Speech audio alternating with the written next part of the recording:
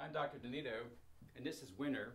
And this lecture is called The Bitter Truth because winter is about survival. Now, survival comes in many ways. It might be you just staying warm, it might be getting enough food for yourself, or you might think about the intricacies of how your metabolism works and what it needs to do to survive the hostile world that we're in. Bitterness, that is a protective mechanism that is built into all of us. Things that are poisonous are bitter, but things that are good for you can also be bitter. So we're going to try and understand what nature is doing when it has a mixture of flavors and taste that can be so opposite each other. So when we're talking about digestion and the food you choose, let's start with being a baby. When you're a baby, you have a lot of potential for flavors of all sorts. We have 5 taste receptors that we identify in our mouth: sweet, sour, salt, bitter, and then the 5th one they call savory, umami, which means pretty much everything else. But the only ones that are really working when you're a baby are sweet, to make you want your mother's milk, and bitter, to protect you against the poisonous things known as the yuck factor, to spit them out.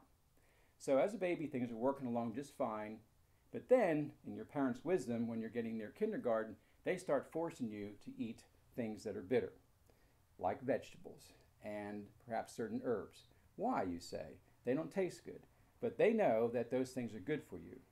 They've learned to overcome that urge or that protective mechanism to spit it out. So why is this difference here?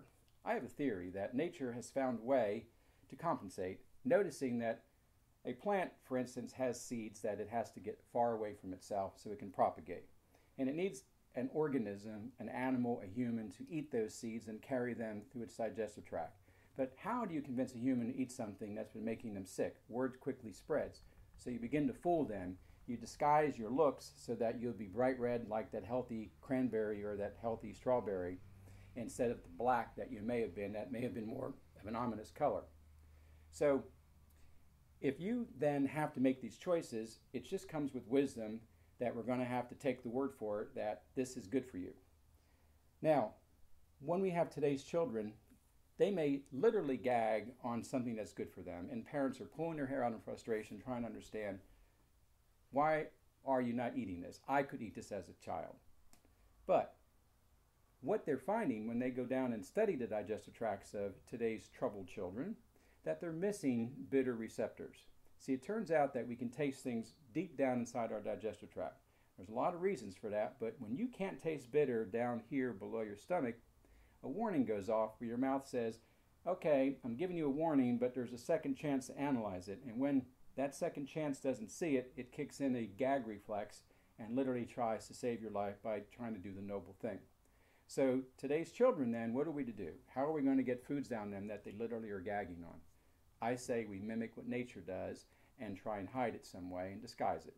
So since the opposite of bitter is sweet, let's use more sweet things in our food, naturally sweet things, honey, maple syrup, raisins, things of that nature. Now, putting raisins in a salad seems like a good idea when you start getting creative recipes in front of you. So think things through, be creative, and let's go ahead and survive winter, survive life by understanding that bitter is a good thing, and that's the bitter truth. We'll talk again soon.